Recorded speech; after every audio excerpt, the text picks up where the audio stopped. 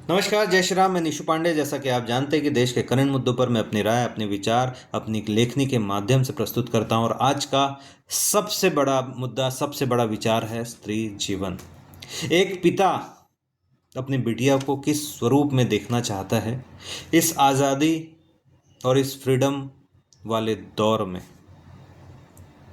एक बिटिया को किस स्वरूप में चाहता है एक पिता, वो स्वरूप मैंने लिखा है इस विचार, इस कविता के माध्यम से।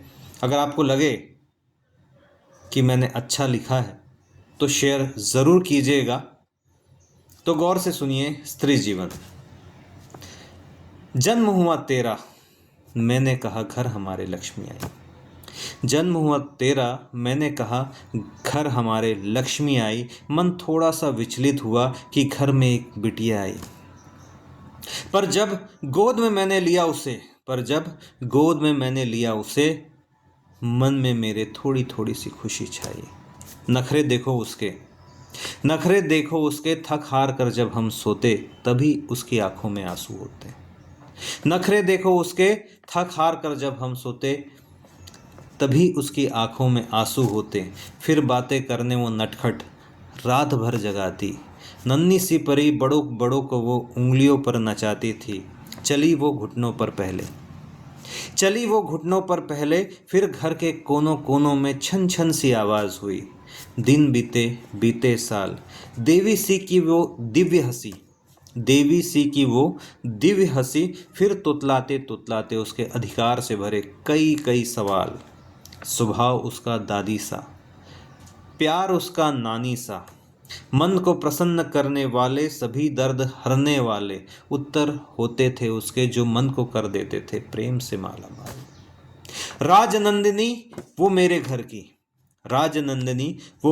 घर की मधुर सी है उसकी मुस्कान। टूटे हुए दूध की दात ही तो है आज भी उसकी पहचान। थोड़ी सी जब वो बड़ी हुई मेरी प्यारी सी गुड़िया, जिम्मेदार उसकी छवि हुई खुशियों की वो पुड़िया। डांटती थी वो बच्चों को और अपने बड़े होने का आभास कराती। पिता की चिंता करे, माँ का वो हाथ बटाती। बुजुर्गों को वो खूब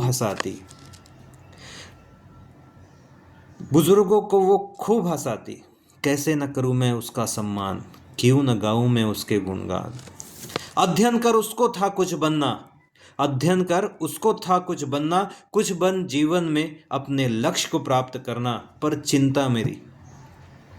चिंता मेरी कि विवाह की उसकी आई हुई एक शब्द पर मेरी लाड़ों ने इच्छाओं को अपने त्याग दिया। आज के युग में मैंने बिटिया ऐसी पाई है, माता पिता के निर्णय पर जिसने दुनिया अपनी सजाई है। एक नहीं अब वो दो घर की रानी हुई।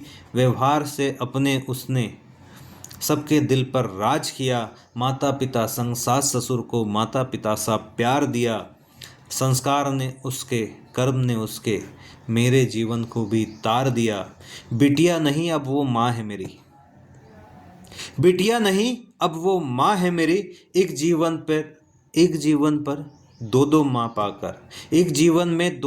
पाकर धन्य मेरी कहानी हुई।